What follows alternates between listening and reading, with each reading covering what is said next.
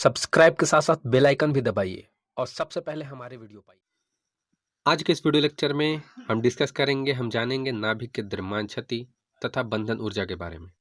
यानी आप बोल सकते हो मास डिफेक्ट यानी द्रव्यमान क्षति एंड बाइंडिंग एनर्जी के बारे में जानेंगे, यानी बंधन ऊर्जा के बारे में ऑफ न्यूक्लियस के यानी नाभिक के। तो अगर मैं नाभिक की द्रव्यमान क्षति, ये पूरा जो वाक्य दिख रहा है, अगर इसको समझाने की कोशिश करूं तो ये आपको वाक्य से ही समझ में आ रहा है। क्या समझ में आ रहा है कि नाभिक के जो द्रव्यमान है उसमें कुछ ना कुछ क्षति हो रही है, यानी उसमें कुछ ना कुछ कमी हो रही है, उसमें कुछ ना कुछ घोटाला हो रहा है, द्रव्यमान में कुछ ना कुछ घोटाला हो रहा है यहाँ पे। ठीक, अगर मैं इसे और अच्छे तरीके से समझाने की कोशिश करूं, किसको, तो द्रव्यमान क्षति को,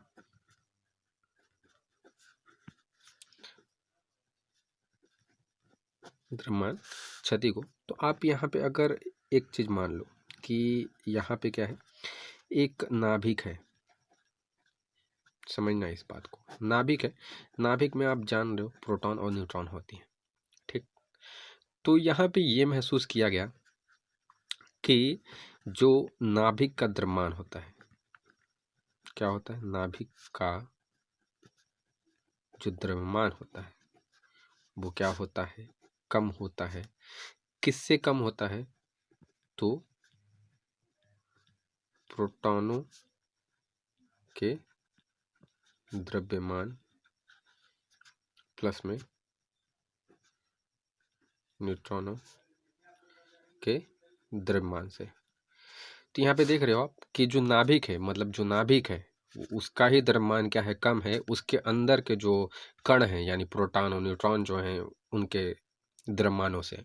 ठीक, यानी प्रोटॉन तथा न्यूट्रॉन के द्रव्यमानों का जो जोड़ है वो अधिक आ रहा है नाभिक के द्रव्यमान से। ठीक, तो अगर ये जो एक महसूस किया गया, फिर इसको एक्सपेरिमेंटल तरीके से देखा भी गया। आप एग्जाम्पल में अगर लेकर के समझाओ, जैसे कि एक आप ऑक्सीजन का परमाणु मान सकते हो, ऑक्सीजन का परमाणु ले सकते हो, परमाणु या ऑक्सीजन का आप नाभिक बोलो, ऑक्सीजन का नाभिक बोल सकते हो, ऑक्सीजन का हम नाभिक ले रहे हैं। तो यहाँ पे अगर आप ऑक्सीजन का नाभिक देखो तो ऑक्सीजन के नाभिक यानी आप देखोगे तो ऑक्सीजन परमाणु क्रमांक 8 होता है, ये 16 होता है द्रव्यमान संख्या। ठीक, अगर अब हम देखें प्रोटॉनों, तो परमाणु क्रमांक जो है वो प्रोटॉनों की संख्या के बराबर होता है, यानी 8 प्रोटॉन हो जाएंगे। और अगर आप इस फॉर्मूले से निकालो A बराबर P प्लस N, यानी द्रव्यमान संख्या 16 है, ये 8 है, तो न्यूट्रॉनों की संख्या कितनी आ जाएगी, ये भी 8 आ जाएगी। ठीक, तो यहाँ पे 8 न्यूट्रॉन भी हो जाएंगे। और ये हमारा पूरा का पूरा नाभिक है, ऑक्सीजन का नाभिक है। आप बोलोगे किसका है, ऑक्सीजन का नाभिक है, इसे हम O से दिखाते हैं। ठीक, तो यहाँ पे अगर हम बात करें अब इसकी जो द्रव्यमान होती है, तो यहाँ पे आप जब बात करोगे तो जो ऑक्सीजन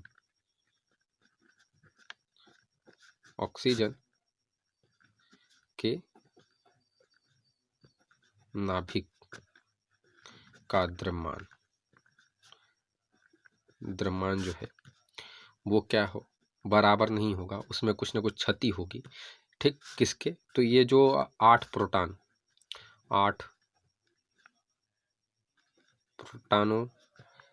के द्रव्यमान से और प्लस में 8 न्यूट्रॉनों के द्रव्यमान से। तो अगर मैं इसका द्रव्यमान आपको बताने की कोशिश करूं, तो जैसे कि जो ऑक्सीजन के नाभिक का जो द्रव्यमान होता है वो लगभग आपको दिखेगा कि 15.9903 यूनिट होता है।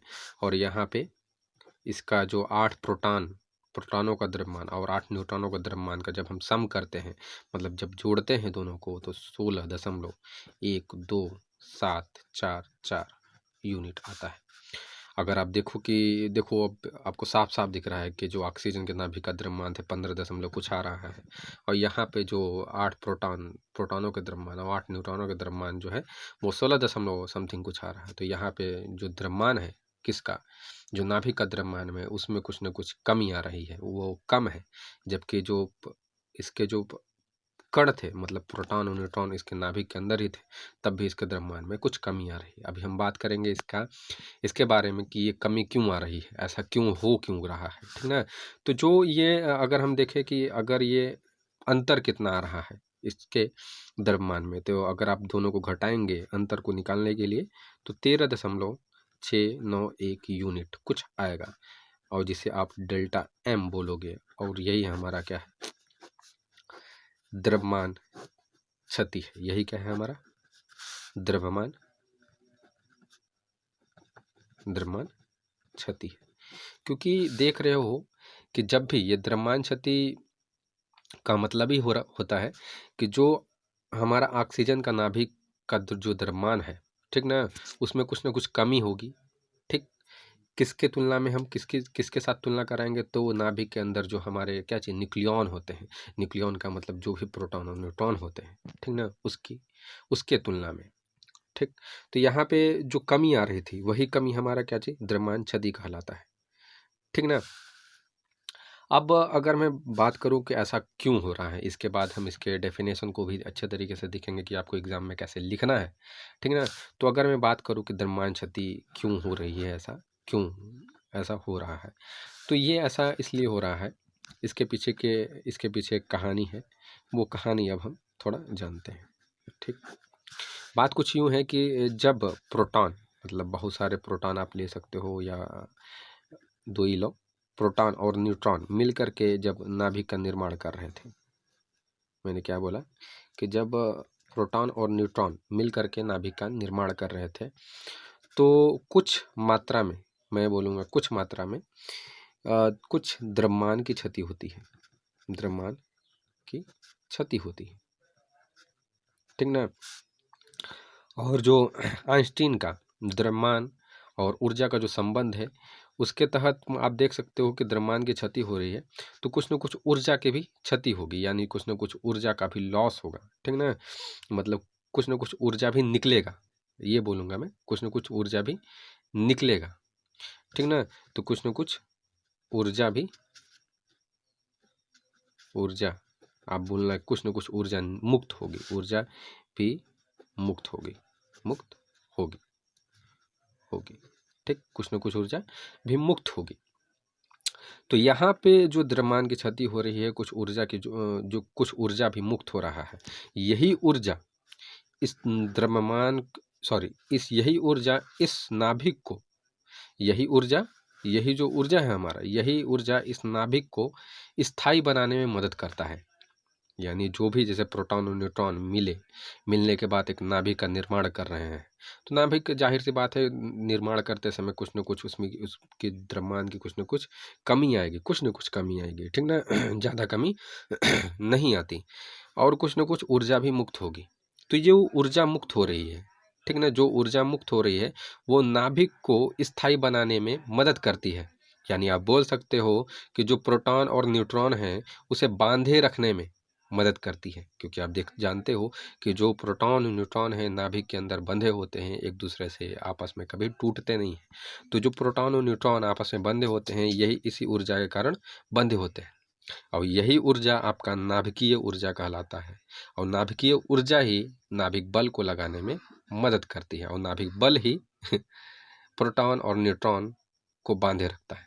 आप देख रहे हैं किस तरीके से चयन चल रहा है कि जब प्रोटॉन और न्यूट्रॉन आपस में मिल करके नाभिक का निर्माण किए, नाभिक का निर्माण करने के बाद कुछ न कुछ द्रव्यमान की क्षति हुई और कुछ न कुछ ऊर्जा मुक्त हुई।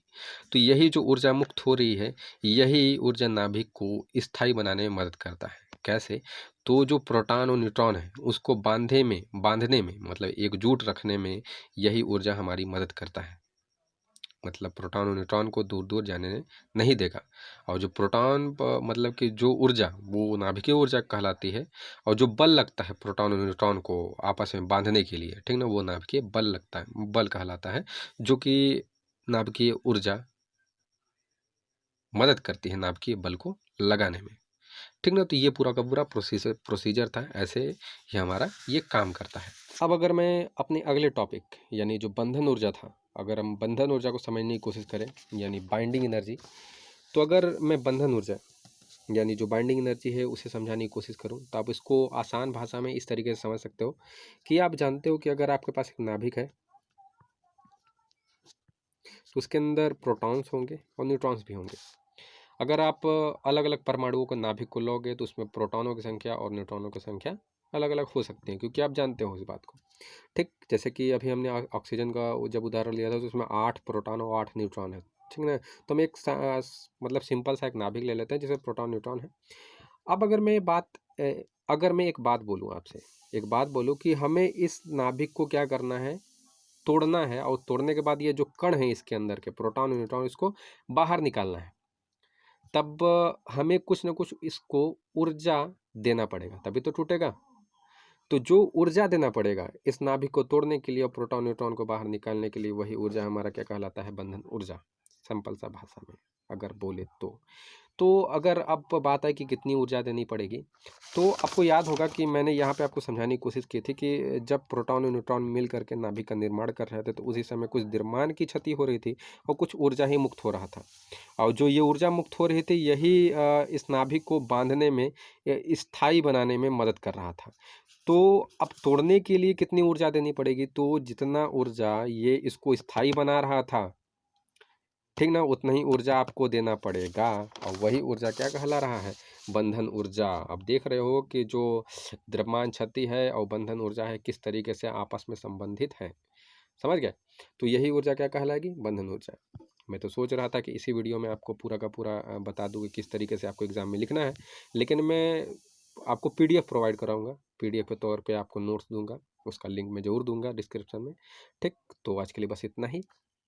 और एक बात कि आप प्लेलिस्ट को जरूर चेक करें, प्लेलिस्ट में बहुत सारे ऐसे वीडियो हैं जो आपके नॉलेज, जो आपके ज्ञान है उसको बढ़ाने का काम करेगा। ठीक, और एक बात और, सपोर्ट करें इस चैनल को, लाइक सब्सक्राइब एंड शेयर करें। ठीक, और आने वाले वीडियो में हम बात करेंगे नाभिकीय ऊर्जा का ही, जिसमें हम अलग अलग परमाणुओं का नाभिक लेंगे और उसे देखेंगे कि उस परमाणु के नाभिक को तोड़ने के लिए कितना हमें बंधन ऊर्जा की जरूरत पड़ती है। ठीक, तो आज के लिए बस इतना ही।